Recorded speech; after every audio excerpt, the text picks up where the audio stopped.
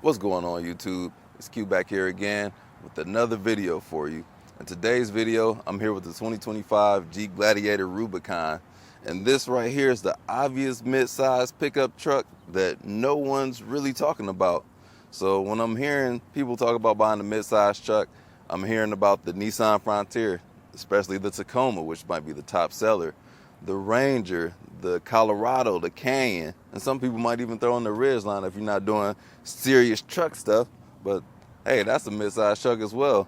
But the Gladiator is being overlooked, and I'm wondering why. The Gladiator offers something only one other competitor offers, and that's a naturally aspirated V6 engine. The Frontier is the other one that has that.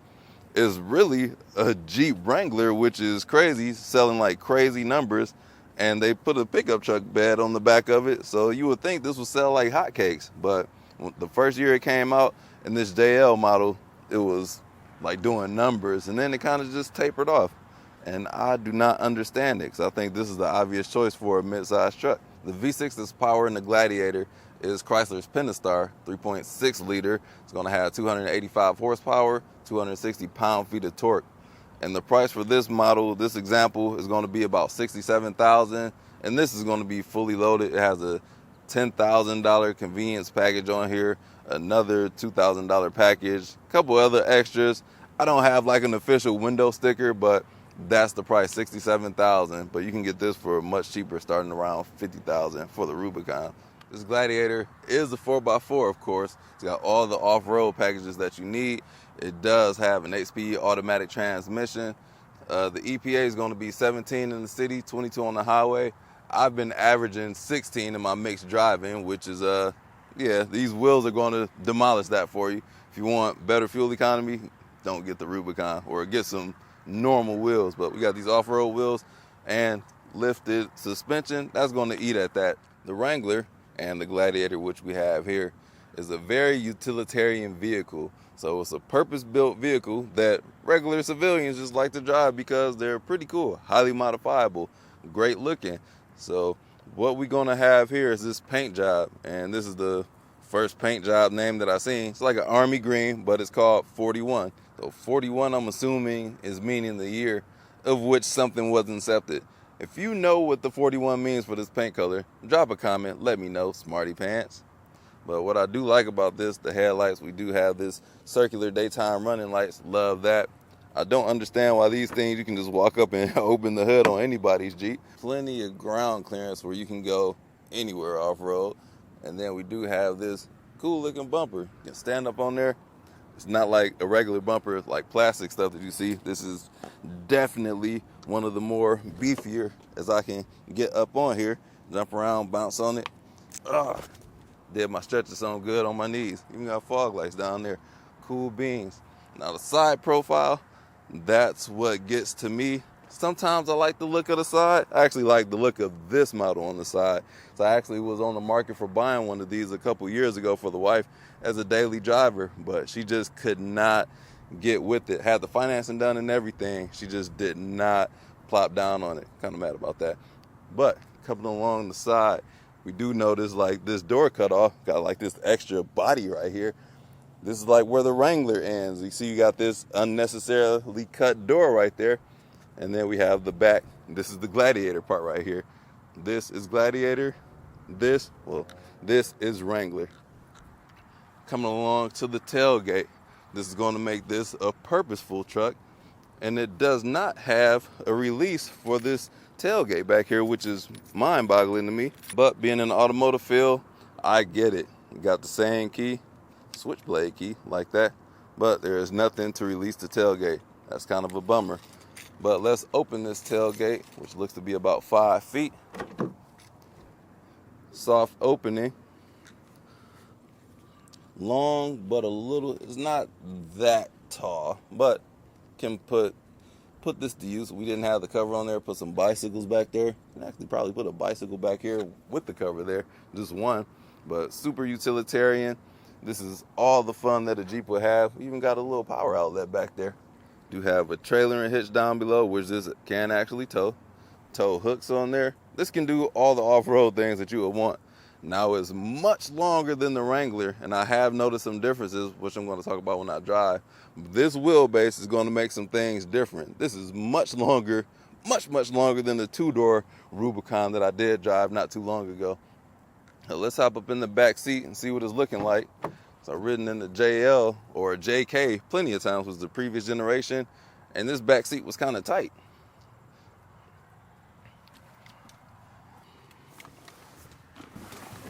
So up in the back seat, sitting behind myself, we do have some hard plastic on here, so you're not going to want your knees in there. But me being 6 feet tall, it's I'm right there on the cusp of it. I might tell them like, hey, can you tilt that up a little bit so in case we don't brake too hard and my knees get bammed into that plastic. So if you didn't know, the doors come off of this. All 4 doors can come off.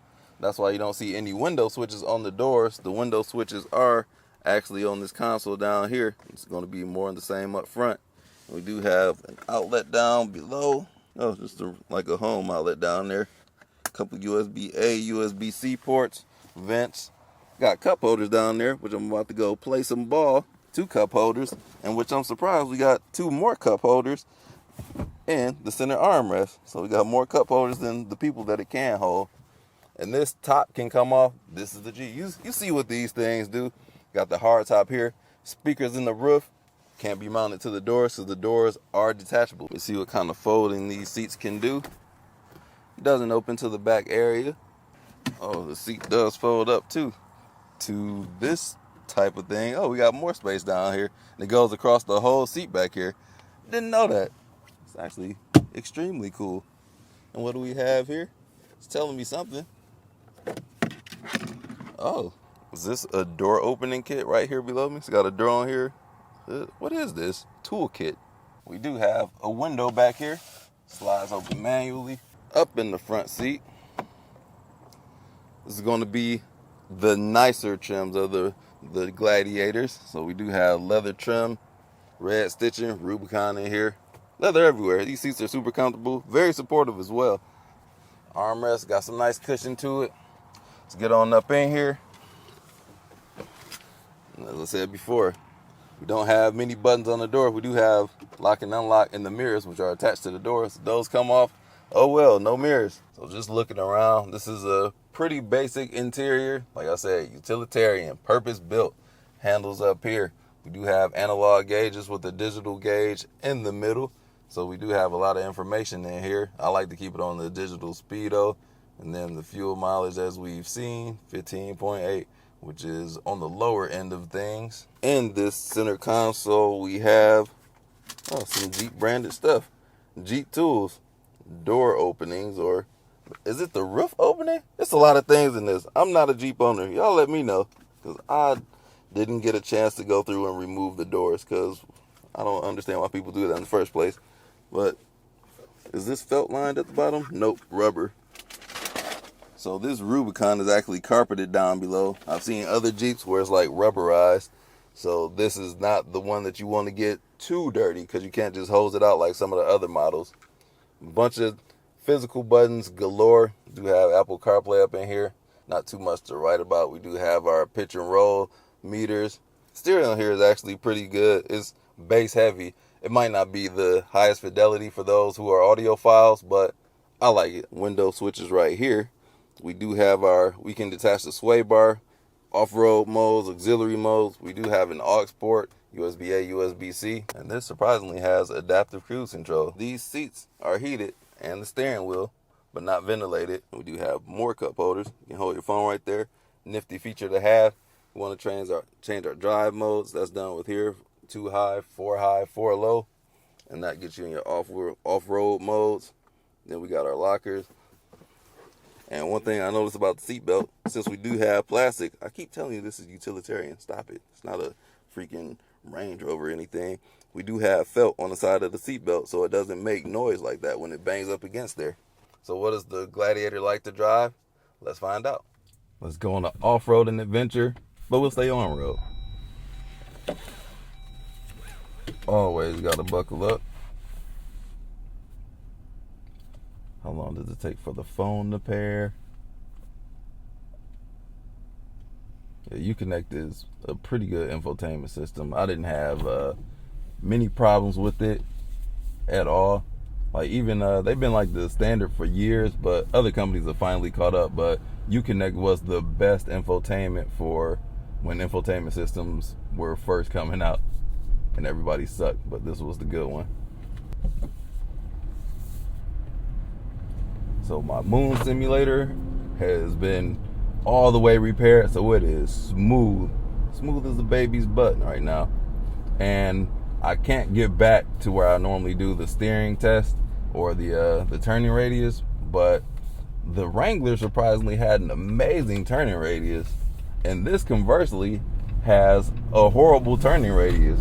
As I mentioned before, that wheelbase, the longer the wheelbase, the worse it's going to have in the turning radius department, and this shows for it. But the ride comfort in here is much better than the Wrangler, the two-door Rubicon. That thing was abysmal. Like, it was rough. I didn't like riding on the highway because it made me nauseous. This is not bad on the highway, and I'm not even sure if we're going to go on the highway. I might have to film that later because the highway that I'm at is closed for construction. As we're in Michigan, everything be closed for construction. But this is a nice daily driver. It's much more comfortable than the Wrangler is. This would be the way that I would have it. And comparing it to his other pickup truck rivals, which I've only driven the Toyota Tacoma, that rides like an actual truck, and this rides like a truck. But the ride is more compliant in the Gladiator than that of the Tacoma. And the one that I drove was like a turbocharged, hybridized, and it still got about 16 miles per gallon. So I say if you're doing all of that, you might as well go with the old school tech, the tried and true naturally aspirated engine. Although it's going to be down on power, it's just a simpler technique. Bumpy roads, Michigan roads. Go on this side. Damn. Felt like I was about to roll over. But these tires are going to soak in all of that. But it feels like it's a very bouncy ride. Let's get all up in these cracks. Yeah, it's still better than the Tacoma's ride. You can clearly tell that it's a truck, and it's not like one of those unibody with the smooth like a Ram or anything. That thing is butter smooth. But this is utilitarian, and it's going to feel like a truck. Got some grunt to get up and go. I should play a little game. Every time I say utilitarian or a civilian, take a shot. Don't drink and drive, though. Please don't. Can barely feel the imperfections in the road. It's not bad at all. Like I get the appeal of these. Highly customizable. Get your ducks in a row. They gotta put ducks in these Gladiators. They do it in the Wrangler, they do it in the Gladiator too. Just a cool thing. It's got a lot of heritage, goes way back. Not much has changed in its inception of probably, I don't know, how long has this thing been alive? I don't know, we'll just go at 1941. I don't know, it's been around for quite some time. Army rated, yeah. So, you see they're tearing up everything around here. And this Gladiator, although it is big, I sit up as high as full-size pickup trucks, but it's way more maneuverable because it's still a smaller, it's just smaller. And maybe the turning radius isn't as bad. I didn't have a problem parking it, but that just turning radius at the school where I normally do, I just could not make that thing in one turn. Maybe it's the length of it. I don't know.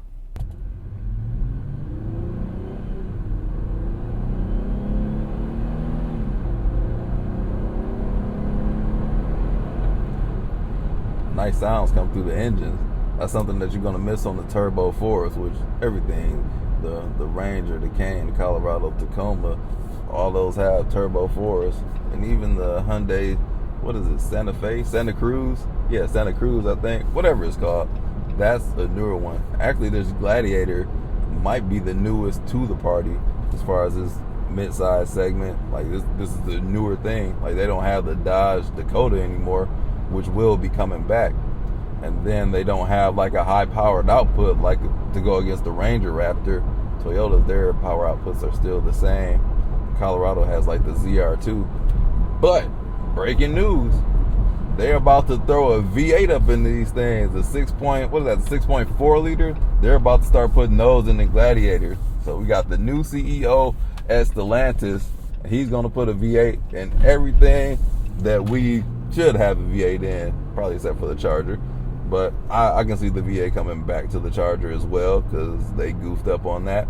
But as of 2025, we don't have a manual transmission, but we will have a high-powered output. And that thing flies, man. The 392 Wrangler, 0 to 60 in like 4 seconds. I don't know who would want to do that, but you can do it, and it sounds fantastic.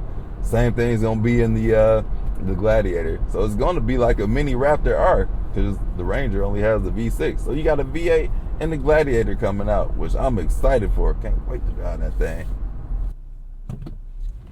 Taking off.